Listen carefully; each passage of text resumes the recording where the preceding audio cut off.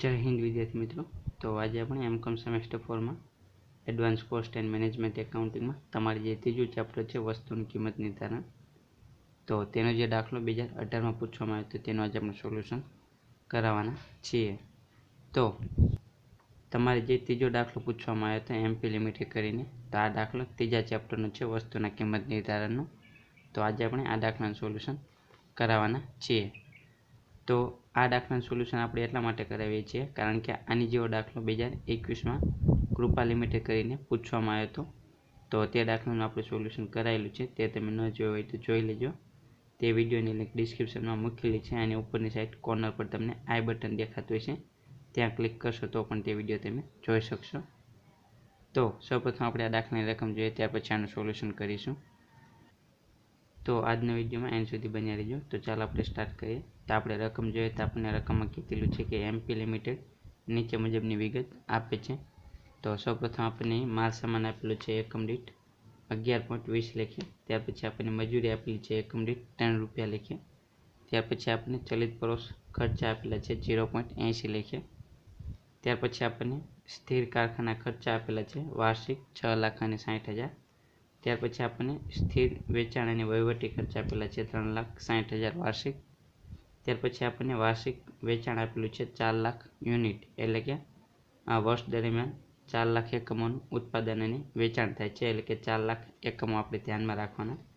ત્યાર પછી આપણને કીધેલું છે કે મૂડી રોકાણ સ્થિર મિલકતમાં 9 લાખ રૂપિયાનું થાય છે, એટલે કે સ્થિર મિલકતમાં 9 લાખ રૂપિયાનું રોકાણ કરવામાં આવે છે અને ચાલુ મિલકતમાં વેચાણના 50%, એટલે કે વેચાણના 50% લેખે ચાલુ મિલકતમાં રોકાણ કરવામાં આવે છે।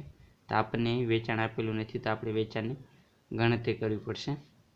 ત્યાર પછી આપણને કીધેલું છે કે વેચાણ કિંમત નક્કી કરો, અને વેચાણ કિંમત આપણે તે રીતે નક્કી કરવાની છે કે જેથી રોકાણ પર આપણને વળતરનો દર 20% મળે। તો આટલી વિગત આપેલી છે, આના આધારે આપણે એકમ દીઠ વેચાણ કિંમત નક્કી કરવાની છે। તો એકમ દીઠ વેચાણ કિંમત નક્કી કરવા માટે સૌપ્રથમ આપણે કુલ વેચાણની ગણતરી કરવી પડશે, કારણ કે કુલ વેચાણ અને છેદમાં આપણે એકમો કરીશું। તો એકમો આપણને આપેલા છે 4 લાખ, તો કુલ વેચાણના છેદમાં કુલ એકમો આપણે કરીશું તો આપણને મળશે એકમ દીઠ વેચાણ કિંમત। તો આપણને દાખલામાં કુલ વેચાણ પણ આપેલું નથી, તો આપણે કુલ વેચાણની ગણતરી કરવી પડશે। તો કુલ વેચાણ આપણને કઈ રીતે મળશે, તો આપણે કુલ પડતરમાં નફો પ્લસ કરીશું તો આપણને કુલ વેચાણ મળશે, એટલે કે આપણે અહીં કુલ પડતર અને કુલ નફાની ગણતરી કરવી પડશે। તે બંનેનું ટોટલ કરીશું તો આપણને અહીં કુલ વેચાણ મળશે। તો સૌપ્રથમ આપણે કુલ પડતરની ગણતરી કરીએ। તો કુલ પડતર આપણને કઈ રીતે મળશે, તો આ જે વિગત આપેલી છે આના આધારે આપણે કુલ પડતરની ગણતરી કરીશું। તો ચાલો આપણે આ દાખલાનું સોલ્યુશન કરીએ। તો એમપી લિમિટેડના ચોપડામાં જરૂરી ગણતરી, તો સૌપ્રથમ કુલ પડતરની ગણતરી દર્શાવતું પત્રક આપણે તૈયાર કરીશું, એટલે કે કુલ પડતરની ગણતરી કરીએ। તો કુલ પડતર આપણને કઈ રીતે મળશે, તો સૌપ્રથમ આપણને જે માલ સામાન આપેલો છે એકમ દીઠ 11.20 લખીએ, તે આપણે ધ્યાનમાં લઈશું અને કુલ આપણને વેચાણના એકમો આપેલા છે 4 લાખ, તો તે આપણે ધ્યાનમાં લઈશું। તો સૌપ્રથમ આપણે માલ સામાન લખીશું 4 લાખ યુનિટ, એટલે કે 4 લાખ એકમો, અને એકમ દીઠ 11.20 લખીએ, એટલે કે આપણને મળશે માલ સામાનની પડતર 44,80,000ની। તેવી જ રીતે આપણે મજૂરી જોઈએ, તો મજૂરી આપણને એકમ દીઠ આપેલી છે 3 રૂપિયા, અને એકમો કેટલા છે વાર્ષિક 4 લાખ। તો 4 લાખ એકમો અને એકમ દીઠ વેચાણ કિંમત 3 રૂપિયા, એટલે કે આપણને કુલ મજૂરી મળશે 12 લાખની। તેવી જ રીતે આપણે ચલિત પરોક્ષ ખર્ચા એકમ દીઠ આપેલા છે 0.80, તો તેને આપણે ધ્યાનમાં લઈએ। તો કુલ વેચાણ કેટલા એકમોનું થાય છે 4 લાખ એકમોનું, એટલે કે કુલ એકમો 4 લાખ આવશે અને એકમ દીઠ વેચાણ કિંમત 0.80, એટલે કે આપણને મળશે ચલિત ખર્ચની પડતર મળશે 3,20,000ની। ત્યાર પછી આ સિવાય આપણે જોઈએ તો આપણને સ્થિર કારખાનાના ખર્ચા આપેલા છે વાર્ષિક 6,60,000, તો તે પણ પડતરમાં આપણે ધ્યાનમાં લઈશું। તો સ્થિર કારખાનાના ખર્ચા 6,60,000 ધ્યાનમાં લઈશું। તે સિવાય આપણને સ્થિર વેચાણ અને વહીવટી ખર્ચ પણ આપેલા છે 3,60,000 વાર્ષિક, તો તે પણ આપણે ધ્યાનમાં લઈશું। તો સ્થિર વેચાણ અને વહીવટી ખર્ચા આવશે 3,60,000।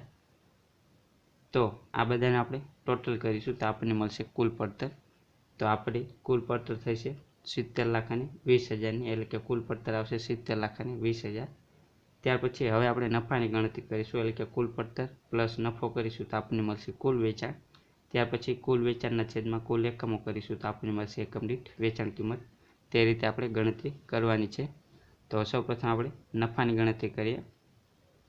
તો નફાની ગણતરી કરવા માટે આપણે સૌપ્રથમ અહીં કુલ રોકાયેલી મૂડીની ગણતરી કરીશું, એટલે કે કુલ રોકાયેલી મૂડીના આધારે ત્યાર પછી આપણે નફાની ગણતરી કરીશું. તો કુલ રોકાયેલી મૂડીની ગણતરી કરીશું. આપણને એ દાખલામાં વેચાણ આપવામાં આવેલું નથી, તેની આપણે ગણતરી કરવાની છે. તો માટે આપણે વેચાણ બરાબર એક્સ ધારીશું. તો કુલ રોકાયેલી મૂડી આપણને કઈ રીતે મળશે? તો સ્થિર મિલકતમાં રોકાયેલી મૂડી પ્લસ ચાલુ મિલકતમાં રોકાયેલી મૂડી, આ બંનેનું આપણે ટોટલ કરીશું તો આપણને મળશે કુલ રોકાયેલી મૂડી.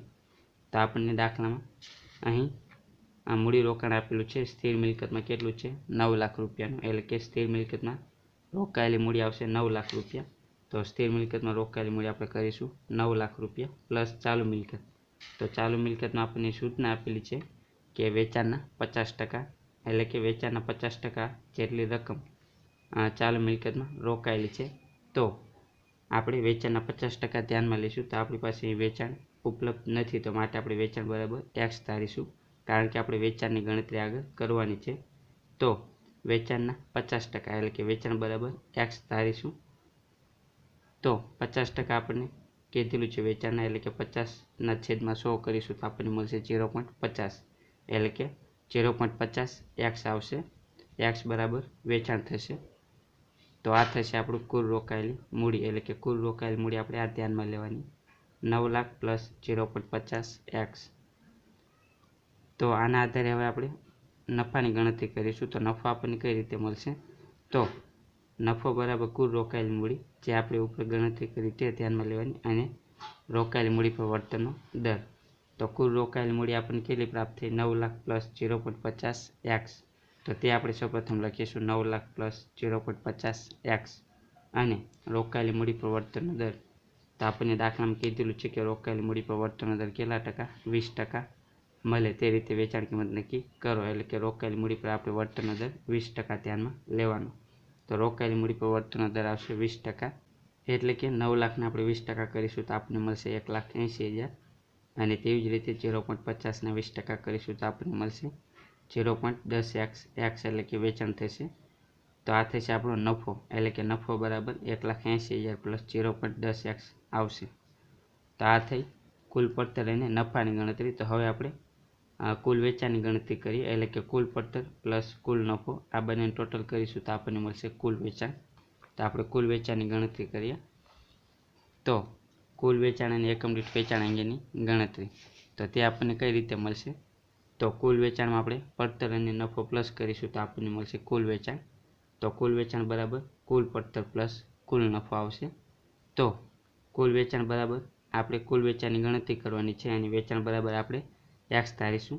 તો કુલ વેચાણ બરાબર એક્સ આવશે, અને પડતર, તો પડતર આપણે પડતરની ગણતરી કરી તે ધ્યાનમાં લઈશું, અને નફાની આપણે જે ગણતરી કરી તે ધ્યાનમાં લઈશું.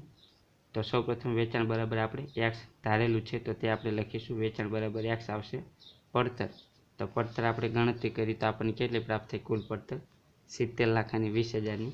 તો તે ધ્યાનમાં લઈશું. પડતર બરાબર 70,20,000 પ્લસ નફો. તો નફાની પણ આપણે ગણતરી કરીએ. આપણને નફો કેટલો પ્રાપ્ત થયો? 1,80,000 પ્લસ 0.10 એક્સ. તો આ આપણે ધ્યાનમાં લઈશું. તો નફો બરાબર આપણે ધ્યાનમાં લઈશું 1,80,000 પ્લસ 0.10 એક્સ. તો આ થશે પડતર અને નફો. ત્યાર પછી આપણે 0.10 એક્સને આ સાઈડ લાવીશું, એટલે કે આ પ્લસમાં છે 0.10 એક્સ, તો આ સાઈડ આવશે તો માઇનસમાં થઈ જશે, એટલે કે એક્સ માઇનસ 0.10 એક્સ.